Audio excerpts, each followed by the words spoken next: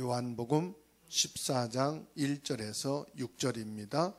너희는 마음에 근심하지 말라. 하나님을 믿으니 또 나를 믿으라. 내 아버지 집에 거할 곳이 많도다. 그렇지 않으면 너희에게 일렀으리라. 내가 너희를 위하여 저를 예비하러 가노니 가서 너희를 위하여 거처를 예비하면 내가 다시 와서 너희를 내게로 영접하여 나 있는 곳에 너희도 있게 하리라. 내가 어디로 가는지 그 길을 너희가 아느니라. 도마가 이르되 주여 주께서 어디로 가시는지 우리가 알지 못하거늘 그 길을 어찌 알겠사옵나이까. 예수께서 이르시되 내가 곧 길이요 진리요 생명이니 나로 말미암지 않고는 아버지께로 올 자가 없느니라. 아멘. 예수 그리스도는 누구신가?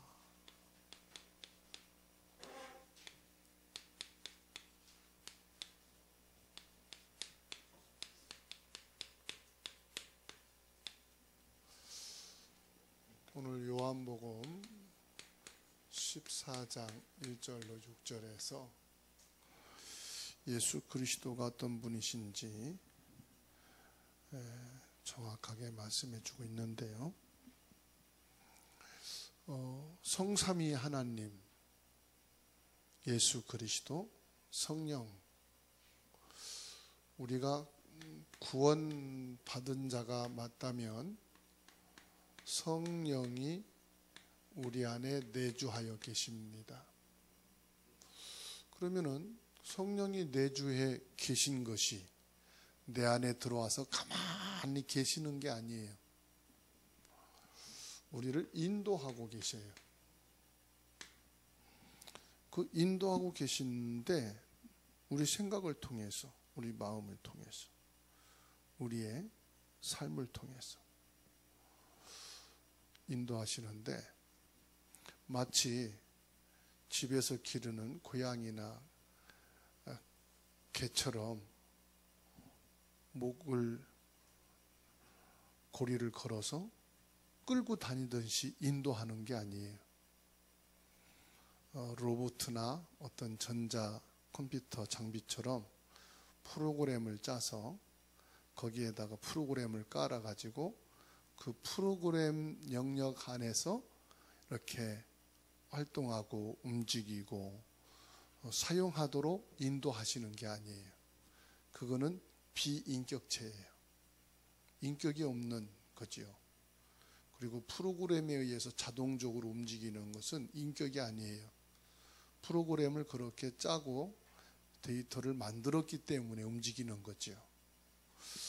인도하신다 이 말은 뭘 말하느냐? 모든 사람에게는요 자유의지를 주었어요. 이거는 신학적인 용어인데요. 자유의지.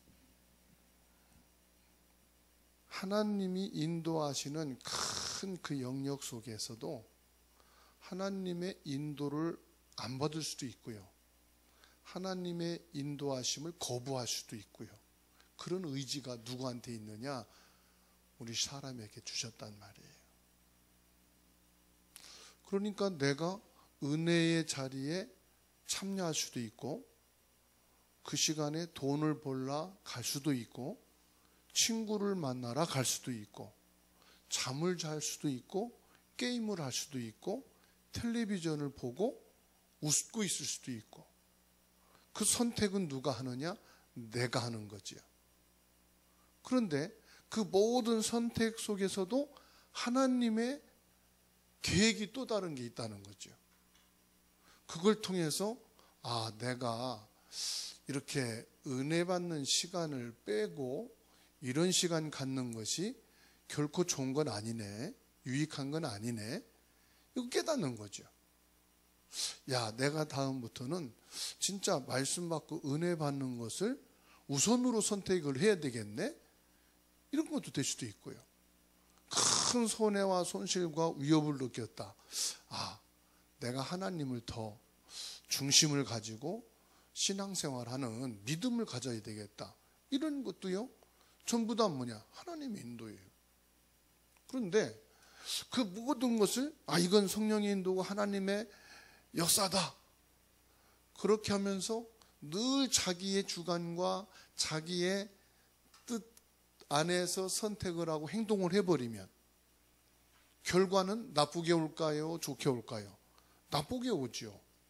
다시 말하면 나쁜 것을 깨닫고 가는 것은 너무 비시간적이고 비경제적이고 비합리적이란 말이에요. 그래서 우리들이 어떤 나쁜 결과가 오기 전에 성령이 기뻐하시고 성령이 원하시는 쪽으로 인도받는 것이 중요하다. 그러면 우리가 분명히 구원받은 사람이 맞고 성령이 내 안에 계시다면 어떻게, 무엇으로 인도받느냐? 예수 그리스도의 이름으로 인도를 받아야 되는 거예요. 그러면 예수 그리스도의 이름으로 인도를 받으려면은 뭐가 있어야 됩니까?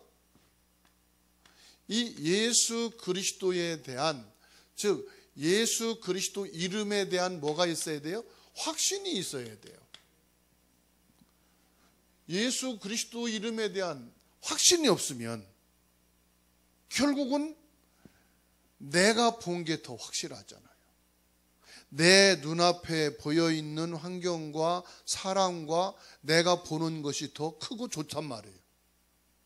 그러면 그것을 따라가면서 나는 성령의 인도다, 이건 하나님의 계획 속에서 진행되는 거다 라고 자기는 생각하지만 틀린 거죠. 뭐가 틀립니까? 이게 아니란 말이죠.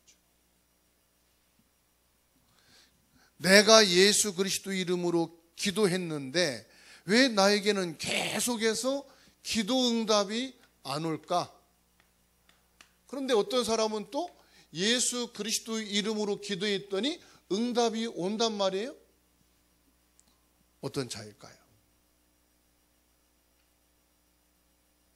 응답이 안 온다는 것은 내가 틀렸다는 거예요. 내가 틀리니까 응답을 안 주겠죠.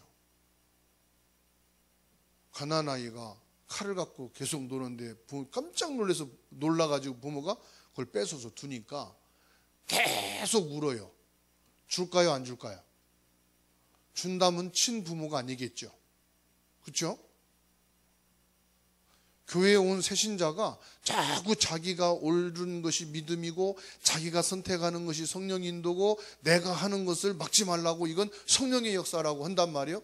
그런데 먼저 믿은 중직자들이나 목회자가 볼 때 자꾸 막 그건 아닙니다. 이건 바른 신앙이 아닙니다. 왜 자꾸 막냐고. 나는 신앙생활 하려고 하는데. 그런다고 한다면은 그러면 그거를 그렇게 하십시오. 허락하고 놔두고 자유롭게 풀어준다면은 그분이 바른 신앙생활로 인도받을까요? 자기 중심적인 신앙으로 갈까요?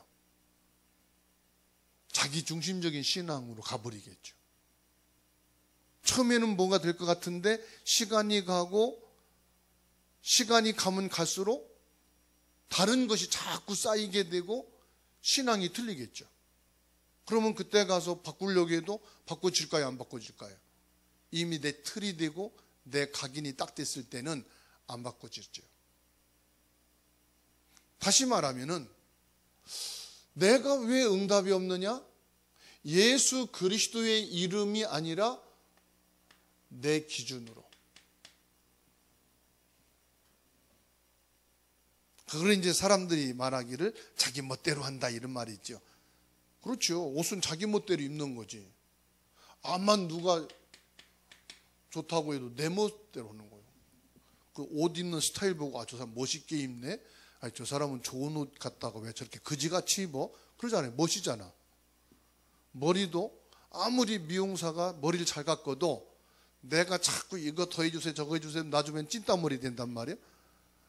멋있으라고 깎는데, 그죠? 그 자기 멋이라는 건 뭐예요? 자기 기준대로 한다 이 말이에요. 근데 내 기준으로 하면은, 내 멋대로 하면은 이게 맞을까요? 틀릴까요? 100% 틀리거든요. 예수 그리스도 이름으로 말하면서 내 기준으로 예수 그리스도 이름으로 하면서 내 멋대로 하면은 결국은 뭐냐? 틀린 것으로 갈 수밖에 없다. 그래서 저와 여러분들은 뭘 갖고 해야 됩니까? 하나님의 절대적인 뜻을 먼저 봐야 돼요.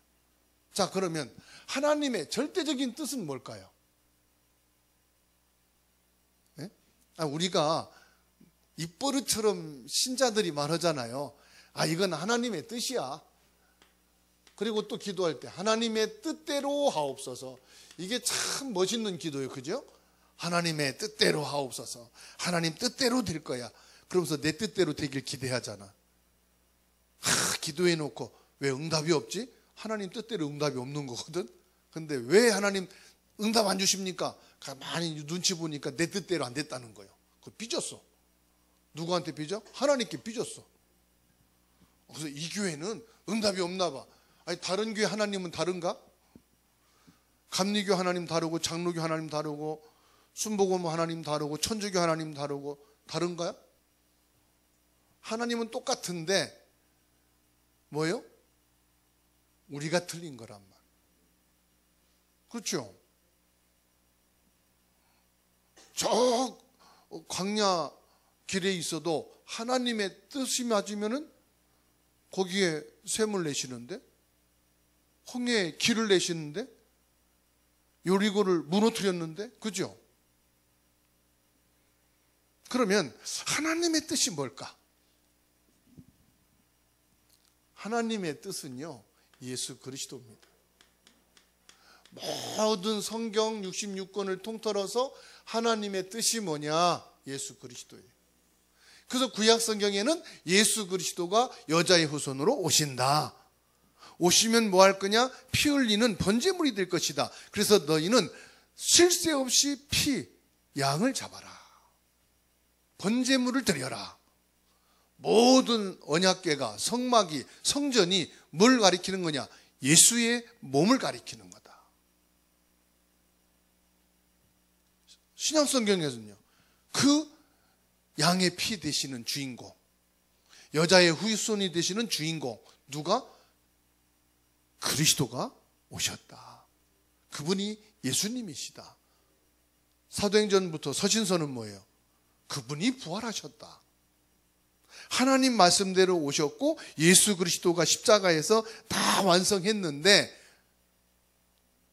그분이 부활하셨다. 부활하셨다는 말은 뭐예요? 지금 살아계신다. 무엇으로? 성령으로 살아계신다. 공생의 사역을 하시듯이 지금 살아계신 예수님이 성령으로 지금 공생의 사역과 같은 사역을 계속해 나가신다. 뭐를 하기 위해서? 구원의 사역을 위해서. 구원받은 성도들에게 함께 하시는 사역을 계속해 가신다. 다시 말하면 뭐예요? 영적인 세계를 움직이는 거예요, 지금. 영적인 세계.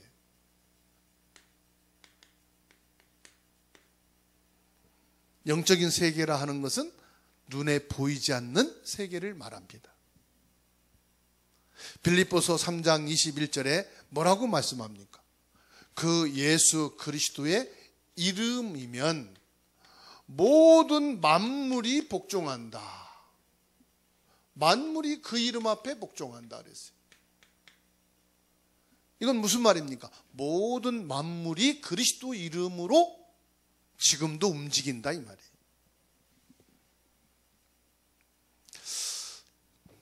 이 예수 그리스도를 믿는 사람을 가리켜서 크리스찬이라고 합니다. 그래서 저와 여러분들은 크리스찬입니다. 뭐냐? 진짜 예수 그리스도를 믿는 사람을 가리켜서 크리스찬이라고 하는 거예요. 크리스찬이라고. 우리는 예수 그리스도를 진짜 믿는 사람입니다. 그렇죠?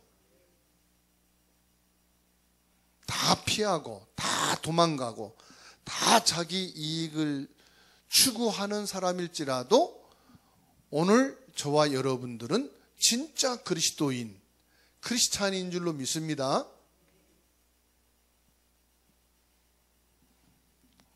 그러면 우리가 진짜 그리스찬이니까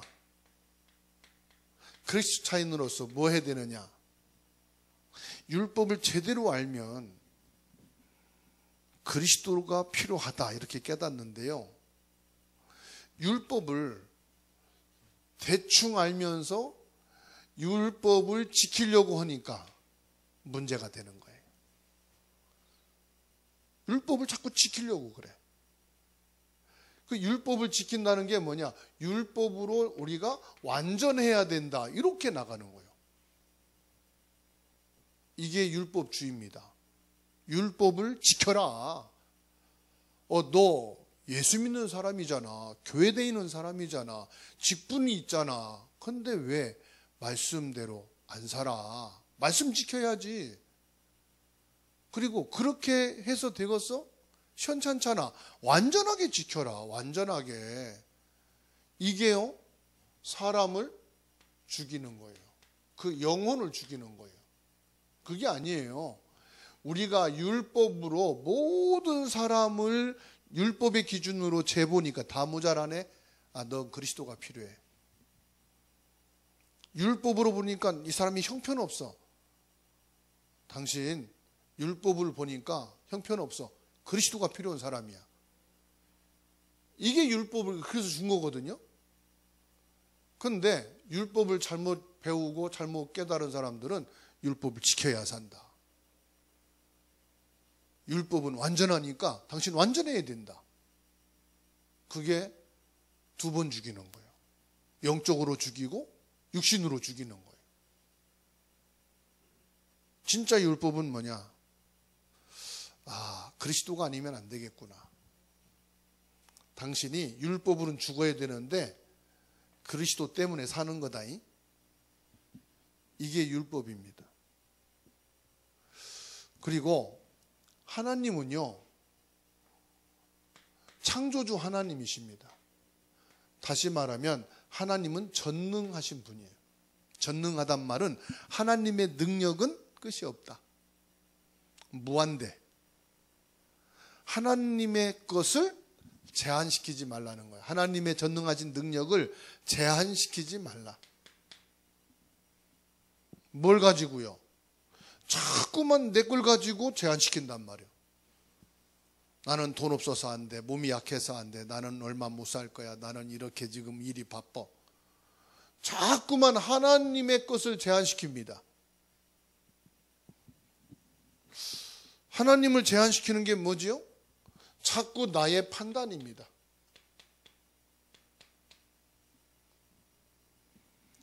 목사님, 그러니까 제한시키지 말고, 아이고, 집사님, 제한시키지 말고 그냥 다 좋고 좋은 거예요. 그걸 말하는 게 아니에요.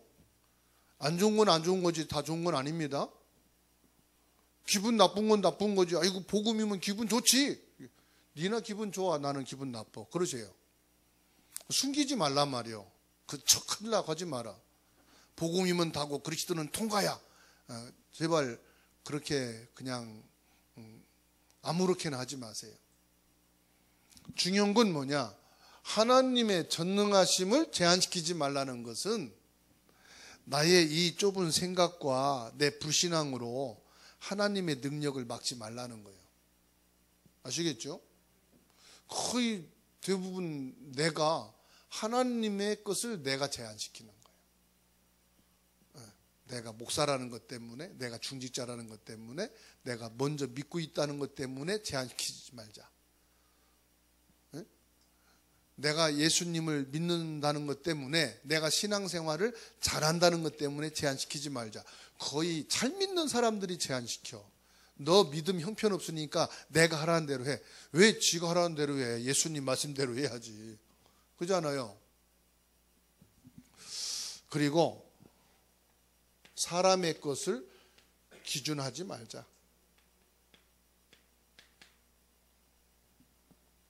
야, 누구는 뭐 이런다더라. 어느 교회는 뭐 이렇게 한다더라. 어느 신자들은 막 이렇게 믿더라.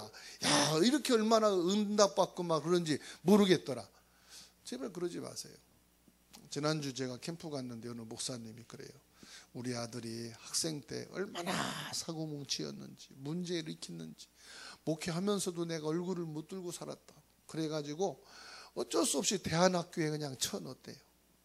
대안학교에 쳐넣는데 한 달에 뭐 80만 원씩 뭐 100만 원씩 들어가는 5년 동안 그렇게 쓰고 썼대요. 근데 거기에서 아주 믿음의 사람을 만나가지고 결혼했네. 지금은 거기에 이제 전체 책임자가 돼가지고 나는 이제 여기에서 뼈를 묻고 생명 묻었다고. 아빠가 야, 너 목사님 돼가지고 여기 아빠 뒤를 이어서 목회하라고. 그건 아빠는 하시고 나는 여기에서 렘넌트 들어오고 생명 걸고 6년 살다가 죽을 거라고. 나를 쳐다도 말고 기대도 말고 손도 내밀지 말라고 그랬대요. 그러니까 그렇게 속썩이고 문제 일으킬 때 얼마나 마음이 아팠겠어. 그죠? 과연 나 같으면 어땠을까? 지금이야 그런 고백하니까 야, 목사님 아들 이제 뭐 응답 받았네 그러지만 그렇게 문제투성이고 얼굴을 못 들고 살 정도의 창피한 일을 막 저지르고 다녔을 때는 우린 감당 못할 수준이 많거든요. 그러니까 판단도 빨리 하지 말고 사람의 것을 가지고 자꾸 기준하지 말고 저와 여러분들은 뭐냐? 그리스도를 누려야 되는 줄로 믿습니다. 사람의 것은 한계가 있어요. 이것 가지고 판단하지 말자.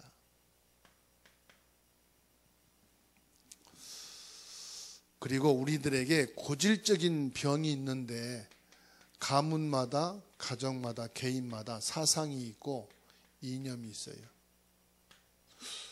지금 뉴스에 나오는 것은 내가 응원하는 사람은 범죄를 저질렀어도 괜찮다고 그러고 내가 응원하지 않는 사람은 깨끗해도 범죄자다 그러고 그게 정치는 옳고 그른 게 있고 못하는 것도 있고 그래요. 그런데 이념과 사상을 가지고 판을 나누면 안 됩니다. 그렇죠? 못하는 건 못한다고 얘기할 수 있는데 이념과 사상을 가지고 그래 버리면 안 돼. 그게 뭐냐? 이겁니다. 이게 무서운 거거든요. 그래서 한 번요 이상한 사상이 들어가면 평생 안 빠져나가. 저는 뉴스 볼 때 막 이른 새벽에 막 밤 늦은 시간에 막 그냥 검사받고 나올 때까지 기다렸다가 응원하는 사람 보면은 야, 대단하다 저 사람들. 체력도 시간도 많고요.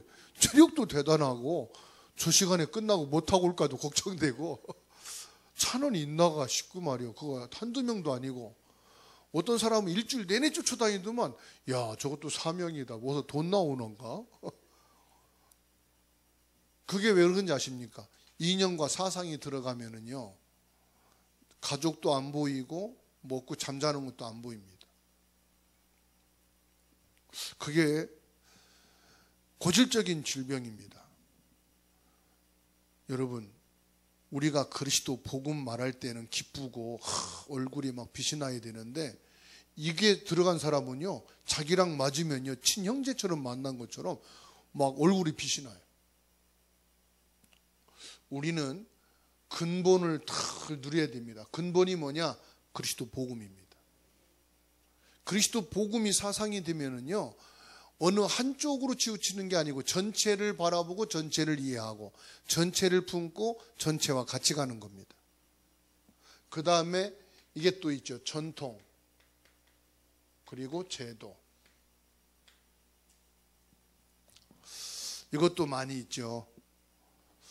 이게 모든 문을 다 닫아버립니다. 무슨 문을 닫느냐? 우리 그래서 전도자나 복음의 사람, 신앙생활은 이런 곳으로 가면 갈수록 손해입니다. 왜냐? 복음을 막습니다. 그리고 뭘 막느냐? 전도를 막습니다. 더더욱이나 여기에 있는 사람들은 절대로 뭘 못하느냐? 선교 못합니다. 이거 있는데 어떻게 선교를 하겠습니까? 자, 그렇다면은 예수 그리스도는 누구냐? 인간의 문제, 그 원인, 이거를 정확하게 알아야만 됩니다. 로마서 3장 23절입니다. 모든 사람은 죄를 범했습니다. 그 죄가 사람에게, 부모에게, 국가에 지은 죄가 아니라 하나님께 지은 죄를 말합니다. 그런데 사람은 하나님을 근원적으로 안 믿기 때문에 나는 떳떳해, 나는 죄가 없어 말합니다. 왜? 영적인 것은 전혀 모르고 육신의 것만 보고 세상만 배웠기 때문에 그렇습니다. 솔직히 저와 여러분도 영적인 거 모르고 육신적인 것, 세상적인 것만 가지고 배워서는 절대로 이거 인정 안 했습니다. 그렇죠? 여러분 과거가 다 그래요. 이 죄 인정한 적이 없어. 내가 그 죄 지은 거 없다고 말해요. 내가 왜 죄인이냐고 그래요. 그렇죠? 어떤 사람은요, 전도하다가 이렇게 말하면 따집니다. 뭐. 펄벗고 내가 너한테 무슨 죄 졌냐고. 그게 따집니다. 왜 그러냐? 당연해요. 근데 그 죄가 뭔지를 모른단 말이에요. 그 죄가 뭐냐? 창세기 3장 1절에서 8절이 죄거든요. 하나님을 떠나고 하나님 먹지 말라는 말씀을 어기고 마귀 말을 따르고 순종한 거, 그게 죄거든. 근데 영적인 거 모르는 사람이 어찌 그걸 알겠습니까? 100% 모르지. 그러니까 예수님이 말씀했거든요. 요한복음 8장 44절, 처음부터 거짓말쟁이요, 너희 아비 마귀다. 그리고 너희가 마귀를 따랐다. 마귀가 나쁘다는 건 알아가지고 기분 나빠합니다. 내가 왜 마귀 자녀냐 그러고요. 마귀 모르니까. 근데 마귀가 안 좋다는 건 알거든. 그죠? 그 들은 풍어는 있어갖고 그 정확히도 몰라. 마귀가 뭔지도 몰라. 여러분 친구한테 물어보세요. 너는 마귀 자녀? 난 하나님 자녀. 여러분 너 좋은 거 다 해라 그러지. 그러니까는 세상적인 거, 육신적인 것만 배웠으니까. 그런데 보세요. 로마서 6장 23절 뭐라고 말씀합니까? 이 죄 때문에 죽는다 그랬어요. 결국은요, 이게 뭐냐? 사단의 올무예요. 예? 이게 사단의 함정이에요. 이게요, 사단이 파놓은 거예요, 우리 인간에게. 그러니까 사단이 우리 이 천하보다 귀한 존재고 어마어마한 지혜와 지능을 가진 존재인데 영적으로는 무식쟁이로 만들었어. 그래서 시편 14편 1절에 그 마음이 어리석은 자는 하나님이 없다 하도다. 최고의 대학을 나오고 박사님이 됐는데도 마음이 어리석은 자는 하나님이 없다. 그게 사단이 그렇게 소경으로 만들어 놨어. 영에 대해서는, 하나님에 대해서는. 그러면 예수 그리스도는 이것과 어떤 관계가 있느냐?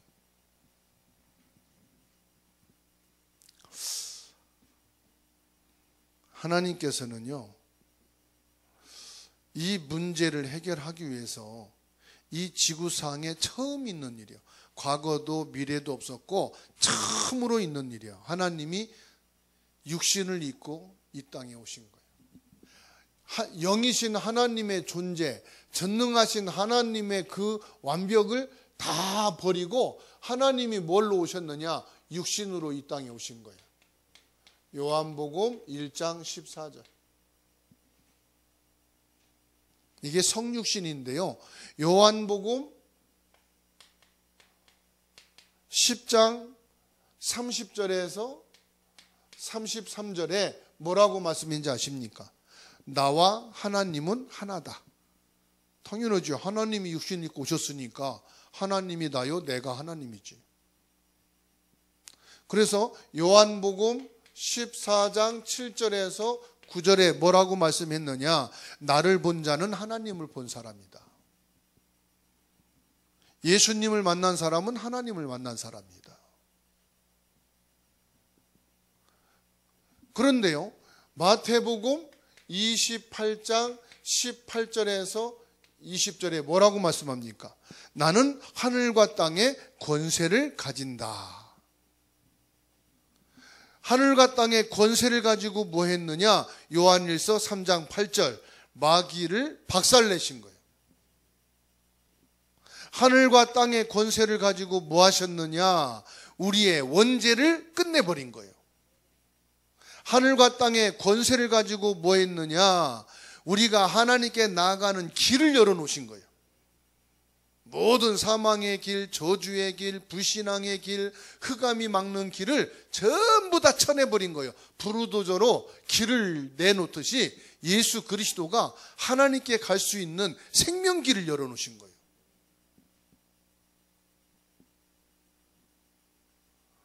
이 영적인 거를 세상은 점점점 모르고 사람을요, 바보, 멍충이로 만들어.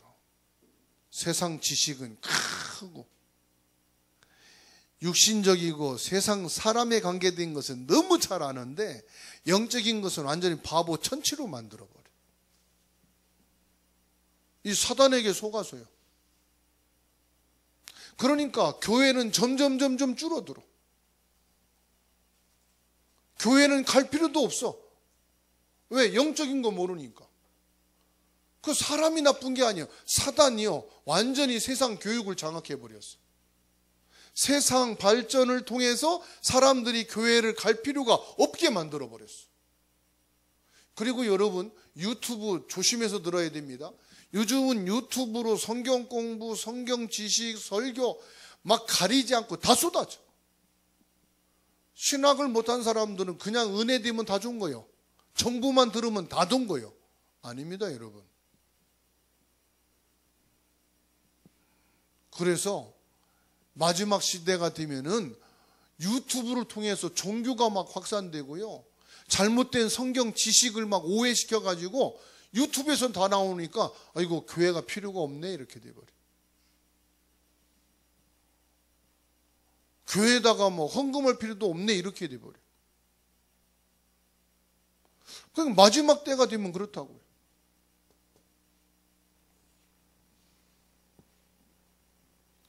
그런데 예수 그리스도는 자신을 가리켜서 뭐라고 말씀했느냐? 예수님 자신을 가리켜서 하신 말씀이 있어요. 요한복음 10장 30절로 33절 다시 말씀드립니다. 나를 본 자는 아버지를 보았다. 예수 그리스도를 본 사람은 누구를 본 사람이다? 하나님을 본 사람이다. 나는 하나님을 봤습니다. 나는 예수님을 봤습니다. 나는 성령님을 봤습니다. 여러분도 성삼위 하나님을 보신 분입니다. 성삼위 하나님이 함께하는 사람이니까 성삼위 하나님을 가진 자입니다. 요한복음 14장 7절로 9절입니다. 다시 말씀드립니다. 나를 본 자는 아버지를 보았다. 하나님을 절대로 볼 수가 없어요. 그런데 하나님을 보여주셨다니까요. 얼마나 감사합니까? 구약에서는 이거는 꿈도 못 꾸는 얘기요. 예수님으로 오셔서만 하신 말씀이에요. 아시겠죠? 내가 하나님께 만나도록 해주신 분이 누구냐? 예수 그리스도다, 이 말이에요. 그러니까 저와 여러분들은 예수 그리스도의 이름으로 기도하면 돼요.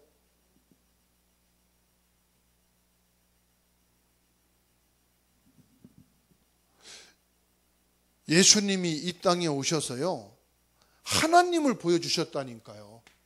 마태복음 28장 18절입니다.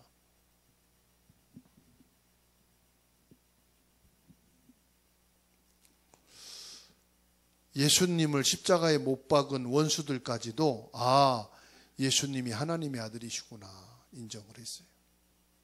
예수님이 장사 지낸 무덤을 지키던 자들도 말하기를 이분이 하나님이시구나 인정을 했어요. 그러면 예수 그리스도를 만난 자는 어떻게 됐느냐? 예수 그리스도를 만난 자는요, 어떻게 됐느냐? 똑같은 응답을 받았어요. 성경에 나오는 응답을 받았어요. 예수 그리스도를 만난 자는 마태복음 16장 16절 베드로가 주는 그리스도시요 살아계신 하나님의 아들이십니다 고백했죠. 바요나 시므나 네가 복이 있구나. 내가 네 반석 위에 내 교회를 세울 것이고 운명의 권세가 너를 이기지 못할 것이고 내가 네게 천국 열쇠를 주노라. 마태복음 16장 16절에서 19절까지 말씀이에요. 사도행전 9장 1절로 10절에 바울 사도가 부활하신 예수님을 만났어요. 핍박자요 해방자였던 이 바울이 부활하신 예수님을 만났다니까요.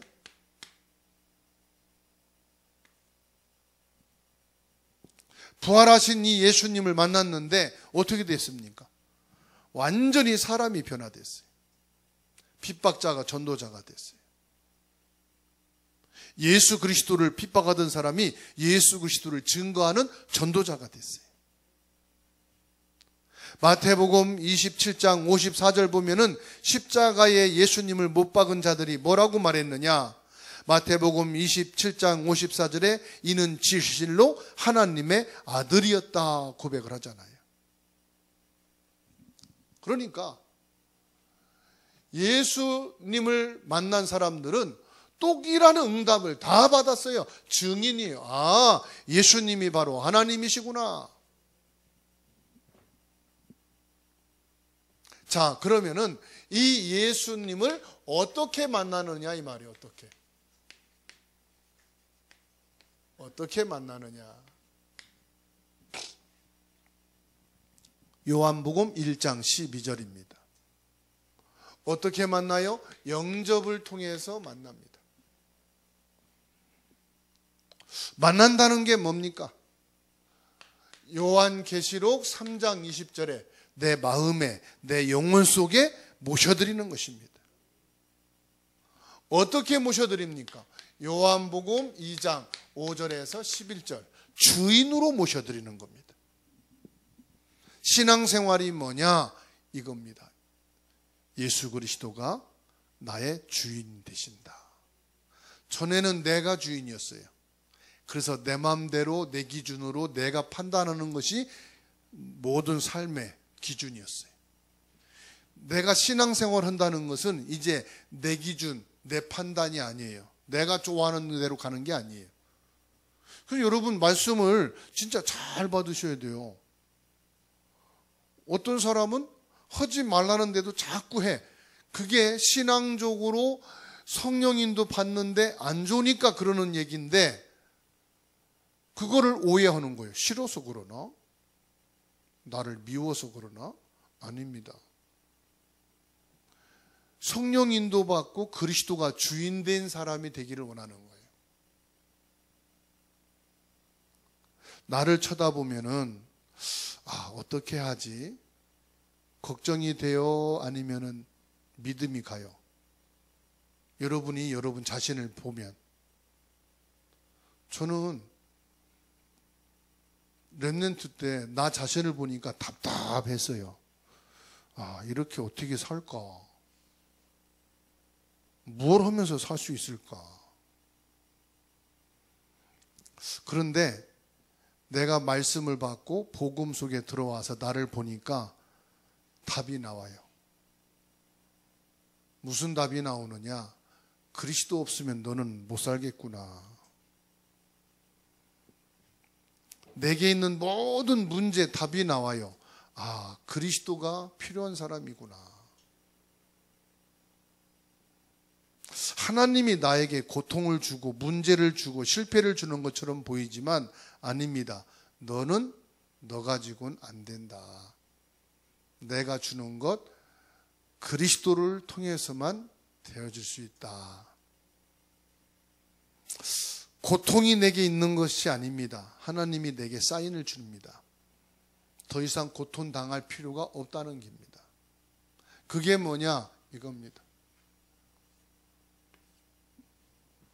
그러면 결론입니다. 예수님이 주인이면 나는 하인이고 나는 종인가? 주인이라 이 말은요, 창조주 이 말입니다. 창조주라 이 말이에요. 창조주. 모든 창조의 주인이 누구냐? 예수 그리스도다 이 말이지. 주종 관계 속의 주인이 아닙니다. 생명을 주관하시는 주인이시다.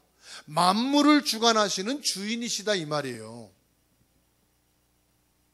그 주인이신 하나님이 지금 나에게 함께 계시는 주인이다 이 말이에요. 이때 뭐냐? 창조주 하나님 앞에 모든 사단의 세력이 꺾이고요, 저주 재앙이 무너지고요, 지옥의 배경이 완전히 정복되는 거다 이 말이에요. 아시겠죠? 그래서 그리스도가 주인 되어야 된다 이 말이에요. 그리스도가 주인 되어질 때에 저와 여러분에게 뭐가 오느냐? 재창조의 응답이 온다 이 말이에요. 그래서 여러분 기도하세요. 내가 병이 있다. 병대로 운명이 바뀌는 게 아니고 내 운명은 하나님의 손에 있다. 그러면 나는 이 병을 잘 고치고 잘 관리만 하면 된다. 아시겠죠? 그 이상은 어떻게 할 수가 없는 거예요. 그러니까 창조주 하나님이 재창조 역사하시면 돼. 창조주 하나님이 주인 되시면은요, 역사가 일어납니다. 어떤 역사가 일어나느냐? 내가 생각하지 않았던 역사가 일어납니다. 어떤 사람은 문제와 사건이 불신앙으로 들어가는 선택을 하고 망하는 사람이 있고, 어떤 사람은 문제와 사건이 위기가 복음을 가지고 믿음을 선택해서 하나님의 축복으로 서는 사람이 있어요. 그러니까 문제와 사고가 위기가 있을 때 이 사람이 어떤 반응을 하고 어떤 선택을 하는가 보면은 응답 받을지를 아는 거예요. 아시겠죠?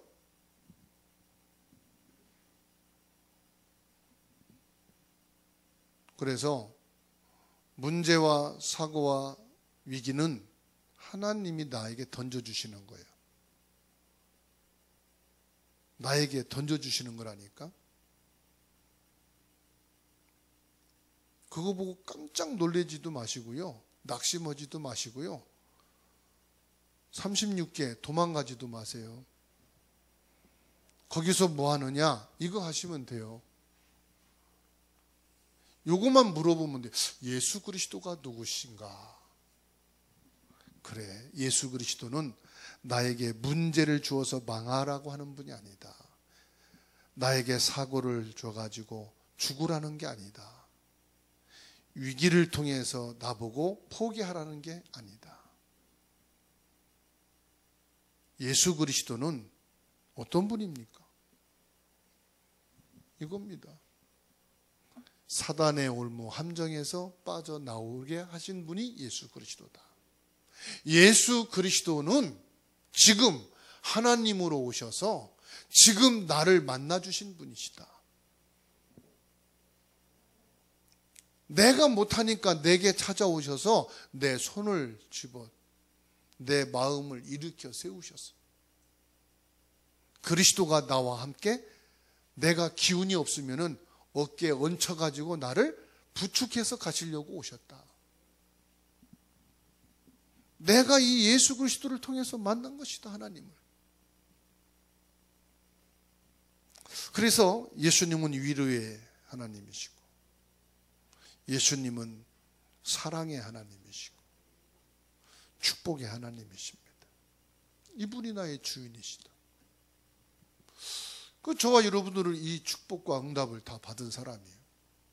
이것 가지고 이 시간 짧은 기도에도 하나님은 응답을 주시고요, 이거를 묵상할 때 성령으로 충만한 역사가 임하게 되어 있습니다. 말씀 붙잡고 함께 기도하겠습니다.